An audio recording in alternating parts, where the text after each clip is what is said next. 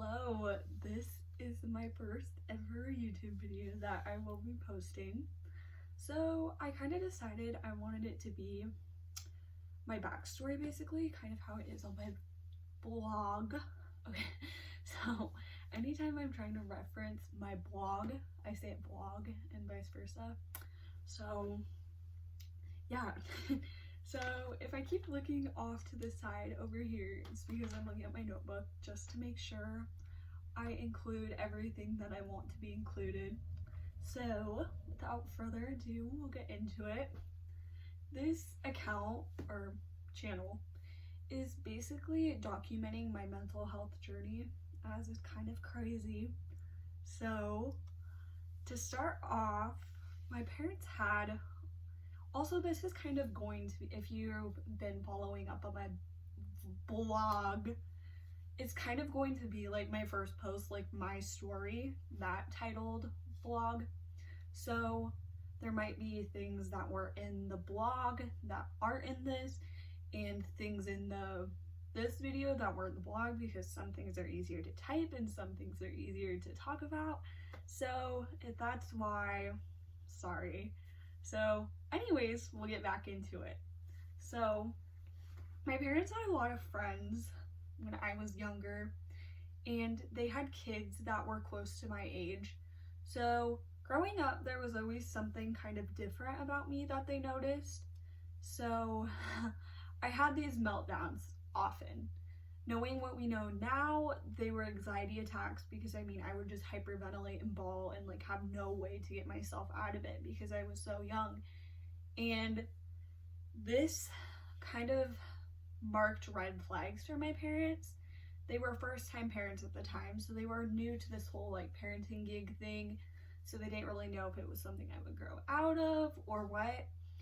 But when I was around, I want to say 9 years old, because I was going into, I would have been 8 or 9, because I was going into 3rd grade, and then 3rd grade is where my parents started really advocating for my mental health.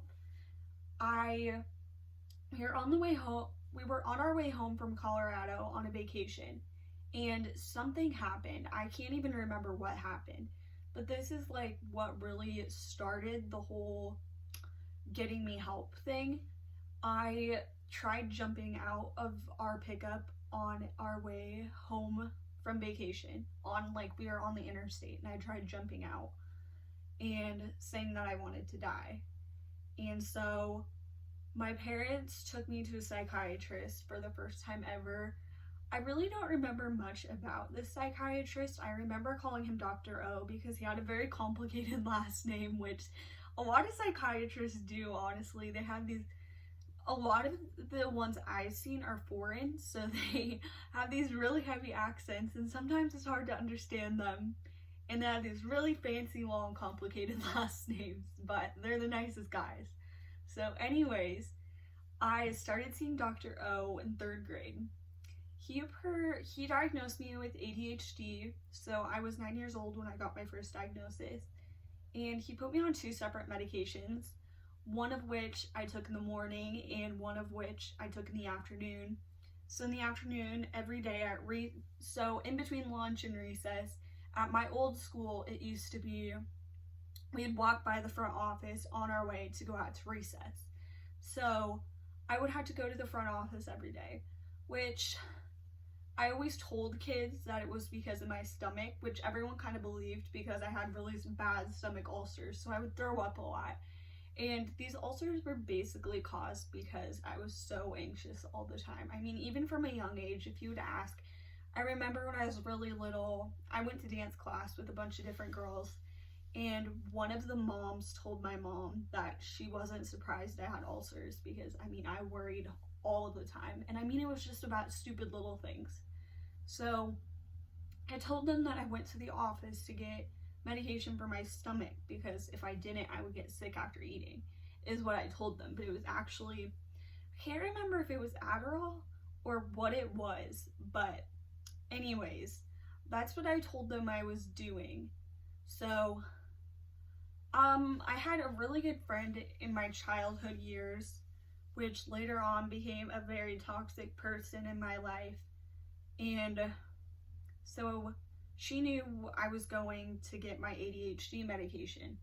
And one day I remember, I've discussed this in my blog post before, but a group of friends asked where I was at, and she told them I was going to go get my psycho medication. And that right there is something that's forever been ingrained in my mind.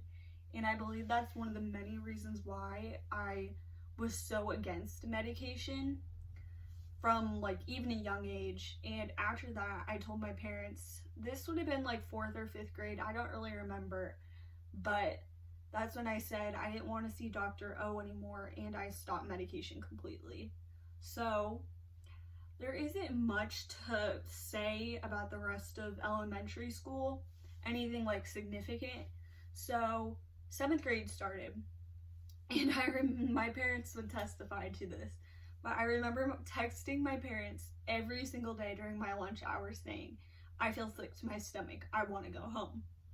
And this was because I had so much anxiety caused by my friend group. I mean, I didn't want to be mean. It was as simple as that. I didn't want to be mean to other girls. And if I wasn't mean, then it would be me that was getting picked on. So the simplest way in my mind was to go home so I didn't have to deal with it. And at that time was not the right way to deal with things, but that's what in my mind was right. And it was also just the insane amount of pressure this friend group put on me. I mean, I had to be getting straight A's. I had to be an amazing athlete. I had to do all these amazing things just to keep my spot in that friend group. And I put so much pressure on myself that I hated everything I was doing.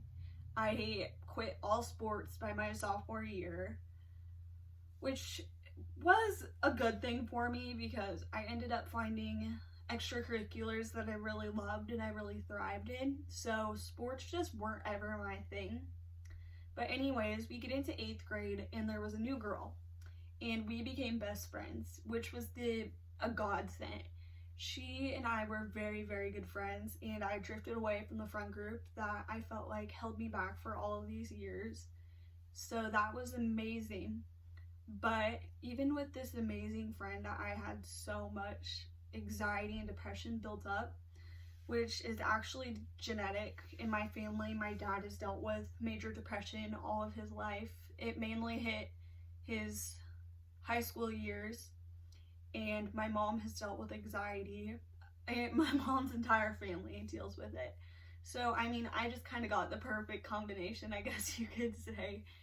And so, in 8th grade, I began talking to a counselor and began seeing a nurse practitioner in mental health that was nearby. So, I continued seeing her into my freshman year, and my freshman year is really when I began struggling. I began struggling with suicidal thoughts. And I didn't really want to admit that to anyone until one day I broke down in my medication provider's office and I told her I had been cutting myself, and yeah, it's as simple as that. And she recommended me go to my first inpatient psychiatric stay, and my parents kind of wanted to like prevent that as much as we could. So I kind of stuck it out, you could say, until I got to my counselor's office and she could just tell something was wrong. So on November 1st, 2017, I believe, yeah, I would have been a freshman, I went to my first inpatient stay facility, and this is for a whole separate video. If you've read my blog, you'd know that this was not beneficial for me at all where I was staying. I developed PTSD from it. And here I was diagnosed with depression, anxiety, and an eating disorder. My freshman year, I really started struggling with my weight. I lost a lot of weight going into my freshman year from doing weights and working out constantly for volleyball. And in that time, it almost became an obsession for me to continue losing that weight. So yeah, I began recovering from an eating disorder at that point. And I feel like my classmates at that point didn't make it easier to like love my body, because I mean, I was just harassed constantly if I didn't eat a salad every day, stuff like that. So yeah, so my sophomore year is the only year in high school I haven't had a psychiatric stay. So let's pray for my senior year that it stays that way, and for the rest of my life. So I really did struggle my sophomore year. My sophomore year, I was a state officer for SCCLA, so I really enjoyed that. I was struggling though. I mean, the thing is, mental illness doesn't discriminate, and that's the thing I wish a lot more people understood. I have been told by several people that I have nothing to be depressed about because my parents make money, I have a good life. Mental illness is a chemical imbalance, and just because I may have a good life doesn't mean that I'm not going to struggle with depression and anxiety. And I hated medication at this point. I mean, I did anything to like get out of taking medication, so if that meant flushing pills down the toilet, stuff like that, I was gonna do it. And I hated medication even more because I ended up gaining 35 pounds between birth control, hormonal, I don't know if I should call them supplements, but at this point I was experimenting with hormonal pills because my estrogen was so low, and they believe that's why I struggled around the time of my menstrual cycle. So I gained a lot of weight. I'm gonna tell you that right now. So I started hating medication.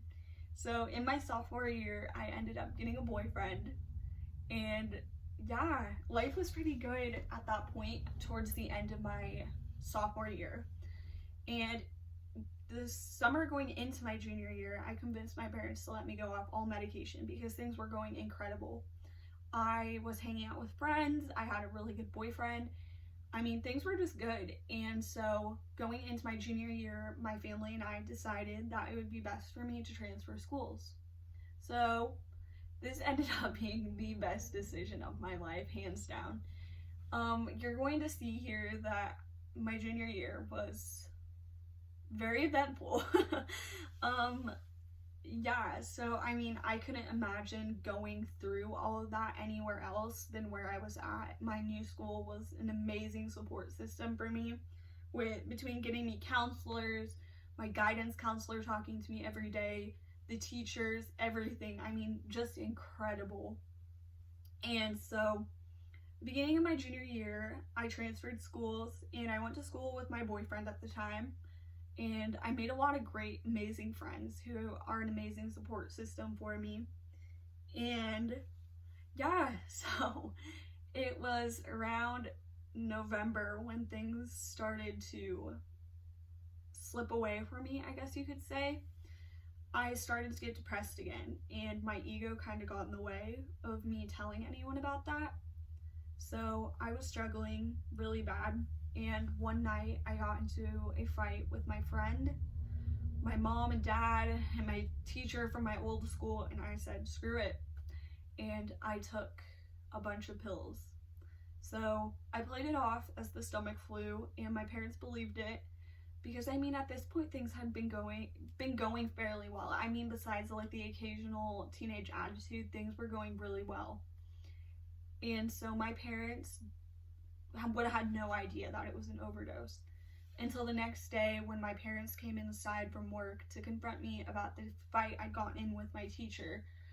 I screamed at them. Well, I took a bunch of pills on Sunday night to make you all happy, or Saturday night. And so then I was taken to a local clinic where I got my blood drawn to make sure my liver was still functioning. And then I was taken to a psychiatric hospital, my second one at this point. So I had an amazing stay. I was put back on medication, 2 different medications at this point. And yeah, things were really good for me up until January. And I been struggling with the medications. We later found out that what I was suffering from was serotonin syndrome, which means my body was creating too much serotonin. So I admitted to my school psychologist that I was suicidal and had a plan. And so she had to contact the local police authorities. So I was taken to a psychiatric facility and stayed several days. And this is where I was put on a medication and diagnosed with PMDD, which is premenstrual dysphoric disorder, which really made sense, which had been what my mom had been suggesting for years, because my mood swings always correlated near my cycle. And I mean, if you just look at the list of suicide attempts I had, always around a week before my cycle. So I was put on the only FDA approved medication for PMDD, and it works wonders for me to this day. So in that time, I ended up breaking up with my boyfriend, which was mainly because of all the guilt I felt for putting him through all of these suicide attempts, my mental disorder, all of that. It was just a lot of guilt on me, and so I broke up with him. It was very mutual, and to this day we're amazing friends. His sisters still support me, his mom still supports me, like his whole entire family is very supportive still. No hurt feelings at all. So we're still great friends. So anyways, just a lot of major life events had happened at this point, and so I got in contact with a very bad man over social media, and I decided to take my own life, to attempt to take my own life on March 8th, 2020.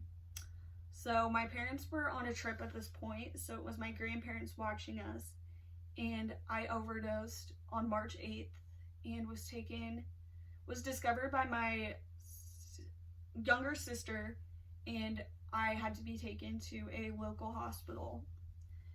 And I don't remember much, but I remember just sitting in the hospital for 3 days because I had an irregular EKG, so meaning I had to stay in the hospital longer and not being able to do anything. I had to sit there and stare at the wall because I couldn't be in contact with any social media or anything. And then I was taken to the psych ward for the 4th time, and I stayed on the medication because it really was working for me. And yeah, I'm gonna see here. Yeah, okay, so yeah, we're going on 3 months since my suicide attempt, and life has never been this good.